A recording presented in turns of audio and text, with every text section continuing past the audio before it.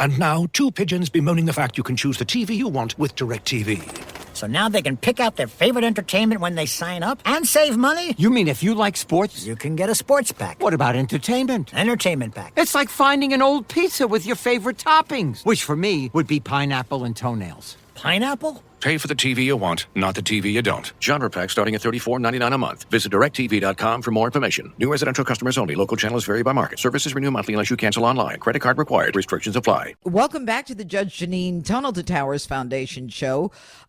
Please join me in welcoming Billy Hallowell to this show. He is a journalist, a commentator, a TV host. He's worked in media for more than 2 decades, and he's currently a journalist and host with CBN, the Christian Broadcasting Network.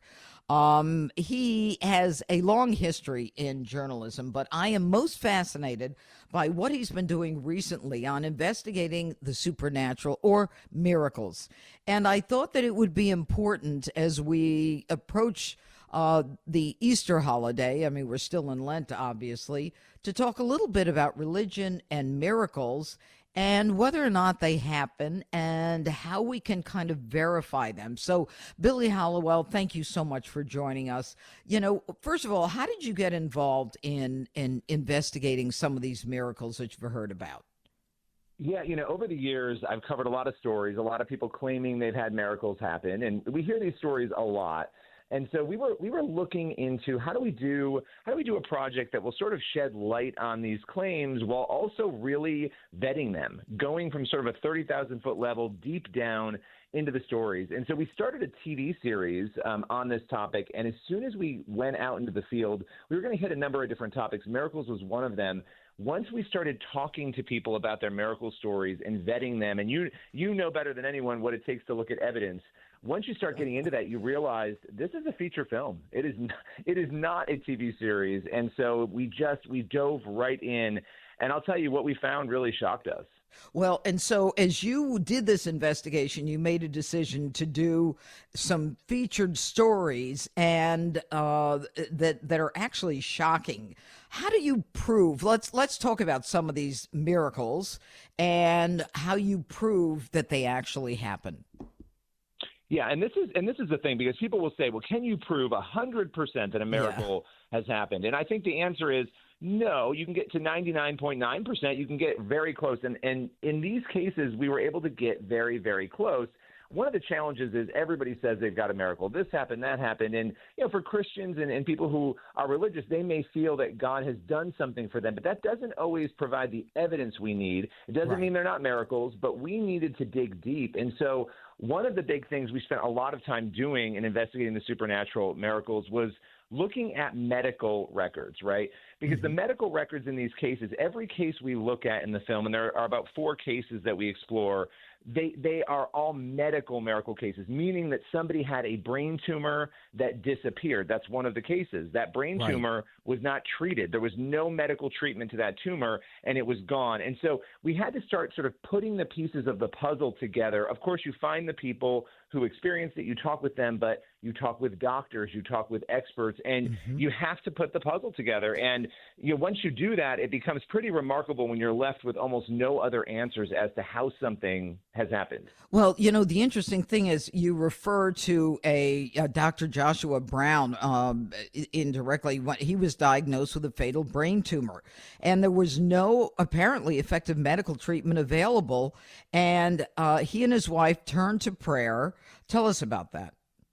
Yeah, so their story is really remarkable. They're both academics. He's a neuroscientist, right? So here's this young neuroscientist who ends up finding out he has this brain tumor. He's the one reading his own MRI scans. He sees it. He knows immediately there is no way that I'm going to survive this. There's no treatment. There are no medications, nothing. And so he's given this death sentence. And the two of them, they were churchgoers, but they didn't believe in miracles. And this is what's interesting. They set out on this quest, even though they didn't really believe in miracles, to try to find one. And they start going to all of these prayer events, and you can find these events all over the country. And they're going sort of event after event after event, since he can't do anything medically. And nothing's happening. He's not getting better. But the longer they go to these events, they start doing scans, and they start to realize that the tumor is not growing, that the tumor is starting to shrink.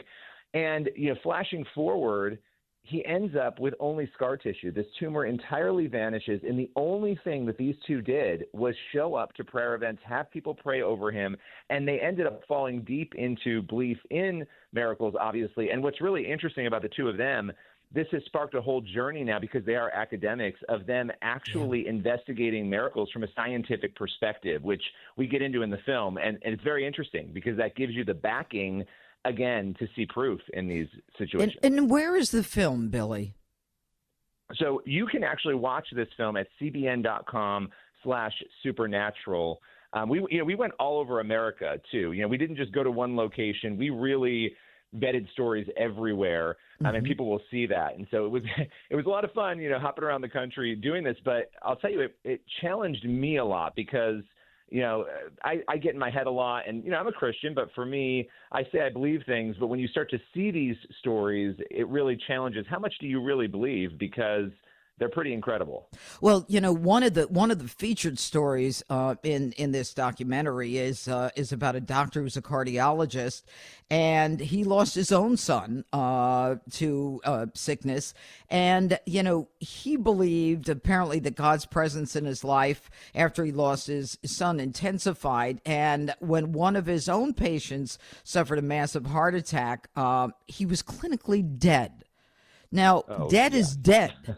What happened? Yeah. Tell the listeners. I'm fascinated by this. This is the story that got me the most. So, before we go out in the field, we know what we're dealing with. We've vetted the stories, but we go in very skeptically still. It's sort of like, prove it to me. When somebody told me that there was a man who died for 40 minutes, clinically dead for 40 minutes, and was brought back to life, I was pretty skeptical. So we go out in the field, and the doctor, Dr. Chauncey Crandall, who you mentioned, I think it's important to start with his tragedy. His son, he and his wife, desperate to have children, couldn't have kids. They end up getting this miracle. They have twins. One of those twins, around age 12, is diagnosed with leukemia and given 2 weeks to live. And so they embark on this journey, and we unpack it in the film, of trying to save his life. He does end up passing away. And that leaves this doctor in a really interesting position of having to say, am I going to be angry at God, or am I going to lean into the belief that miracles are still possible? And he chooses the latter. And the reason that that's important is he happens to be working in the hospital when Jeff Markin, this other man, he didn't know him, has this heart attack and dies. Now, they're working on Jeff Markin for 40 minutes in the hospital. They declare him dead. And Chauncey Crandall is there, the doctor, and he leaves the room because they're going to bring the body to the morgue. As he's walking out of the room, and this is what's so interesting, and this happened about, I think, 2 years after his son died. As he's walking out of the room, he said he felt God tell him, go back and pray for that man. And, of course, he thought, that's absurd. I'm not going to do that. He keeps walking, and he felt prompted again, go back and pray. He turns back into the room and starts praying over this dead man's body that they're preparing to bring to the morgue. And you can imagine the nurses are like, this guy's crazy. What's he doing? Yeah, he's flipped his lid. Yep. Right, he flipped his lid. So he's praying over this body, and he tells the doctor, one of the other doctors, shock him one more time. And they say, if we do that, even if we got a heartbeat back, he would be brain dead. He's been dead for 40 minutes. Oh, interesting. So they shock him, and he gets an immediate heartbeat back, a perfect heartbeat.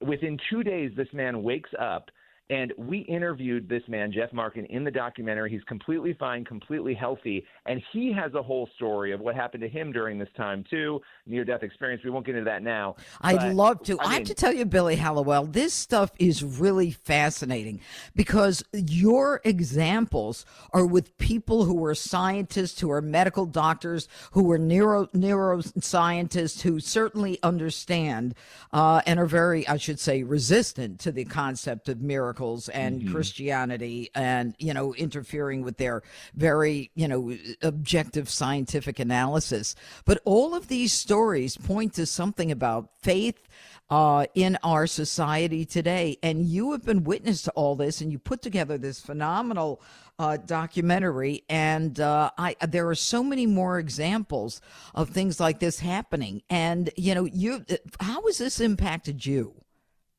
It has really impacted me. And I'll tell you, the thing that's happening now, and I'll tell people right now, if you go to my website, billyhallowell.com, and you go to the contact form, send me your miracle stories. I've been telling people, hey, I want to hear. My inbox has been flooded with stories of people who have had things like this happen, and they've never shared it, or because it feels weird to share it with people. So I've been encouraging people to share those with me. But As far as how it's impacted me, I went into this very much a Christian, believing that these things were possible, but I had never seen these things. I had never seen somebody, be paralyzed, get out of a wheelchair. That wasn't something. So, I had a framework for these things, believing them, but I hadn't experienced it or seen it. So the minute that I started getting into this, it really challenged me to say, well, first of all, if I were terminally ill or a friend or a loved one were, would I fight the way these people fought? And this is important. We didn't talk about this, but none of them got a miracle on the first try. It took 10 years for one of them. They fought. They went to all these prayer events. And so there's a lot to unpack there, but it made me think, would I have the same persistence? Would I fight as hard? And I think before the film, I wouldn't have. I would have kind of given up at some point and said, okay, guys, my time is up. But I think now it really inspired me to think, the trust that you have to put in God and continue fighting and hoping for the miracle, even if you don't get it, hoping for it. They all did that. But it also, look, at the end of the day, I think those who want to dismiss these things and say they're not true, when you look at these cases, you're really left scratching your head then, because what was it that took the tumor away, that took the paralysis away? There has to be some causal factor there. And so as an investigative journalist, that's really compelling to me. Ryan Reynolds here from Mint Mobile with a message for everyone paying big wireless way too much. Please, for the love of everything good in this world, stop. With Mint, you can get premium wireless for just $15 a month. Of course, if you enjoy overpaying, no judgments, but that's weird. Okay, one judgment. Anyway, give it a try at mintmobile.com/switch. Upfront payment of $45 for 3-month plan, equivalent to $15 per month required. Intro rate first 3 months only, then full price plan options available. Taxes and fees extra. See full terms at mintmobile.com. The PC gave us computing power at home, the internet connected us, and mobile let us do it pretty much anywhere. Now generative AI lets us communicate with technology in our own language using our own senses. But figuring it all out when you're living through it is a totally different story. Welcome to Leading the Shift, a new podcast from Microsoft Azure. I'm your host, Susan Ettlinger. In each episode, leaders will share what they're learning to help you navigate all this change with confidence. Please join us. Listen and subscribe wherever you get your podcasts. My cat Freddie loves to be brushed and cuddled. But stirring up his cat allergens meant sneezing and itchy eyes. Then I found Purina One Live Clear. It's cat food that reduced the major allergen and my suffering in as little as 21 days. Now, we feel closer than ever. If you have issues with cat allergens, you really need to try Purina One Live Clear. Try new Purina One Live Clear today. Purina One, a difference from day one. This episode is brought to you by Chevrolet. When you have 4 new tires, every drive feels fresh. Right now, buy 3 select tires and get 1 for just $1 during the Chevrolet Certified Service Fresh Start Tire event. Visit Chevrolet.com/service offers or see dealer for full details. At participating U.S. GM dealers only, highest or equal value tire will be $1. Offer ends 5/31/2025. Not available with other offers. Well, yeah, and the cases that you pick are to analyze are cases that are so obviously unexplainable or inexplicable, I should say, based upon, medical research or scientific research as we know it. I mean, there's got to be other reasons for this. And, but what is the case that most shocked you before we go? Yeah, I think, the one we talked about with Jeff Markin, but the other case that really shocked me was this man, Brian LaPoo, who was in a leg cast and in a wheelchair for 10 years in excruciating pain after breaking his neck, falling on the ice. And he was at a prayer event, and we have this in the film because it was actually captured on camera. And he was prayed over, and his hand for the first time opened up after 10 years of being clenched. He got out of his brace, and he walked out of that prayer event, and to this day is healthy and lives in New Jersey and is walking around and fine. And so that case was incredibly shocking. You just gave me the chills, Billy Hallowell. I mean, it is just so incredible. I think that people down deep, have the capacity to believe this, but it's so beaten into us that unless there's a scientific, reason for something, we don't want to believe that there's anything else going on. But, the documentary that you've done and the over 14,000 stories on faith and culture and politics that you've done certainly have made a believer out of you. And so what is your hope ultimately in terms of the impact of this film? I love that question. I want people to go over to cbn.com/supernatural, watch it. I want them to be challenged no matter where they are. If you don't believe in miracles, if you're an atheist, I still want you to go and watch it and be challenged. If you do believe in miracles, I want you to go and see that there is evidence. I think a lot of us assume that there isn't, right, even when we do believe. And so this film really will give you that backing, and we're hearing such amazing stories from people who are watching it and diving in. And so that's my ultimate hope is people find faith and they know that there is a backing for these claims. Well, I got to tell you, Billy Hallowell, and you can follow Billy on X, formerly Twitter, at Billy Hallowell, HALLOWELL. You have some incredible stories to tell, investigating miracles, and that's what they are because they're inexplicable. Is, I think, so important and so relevant at this time. And folks, just so you know, Billy reminded me that he and I did a quick piece for which movie was it? Was it God's Not Dead? It was A Light in the Dark. God's Not Dead, A Light in Darkness. You and I were on a panel at your show at Fox. We played ourselves. We played ourselves.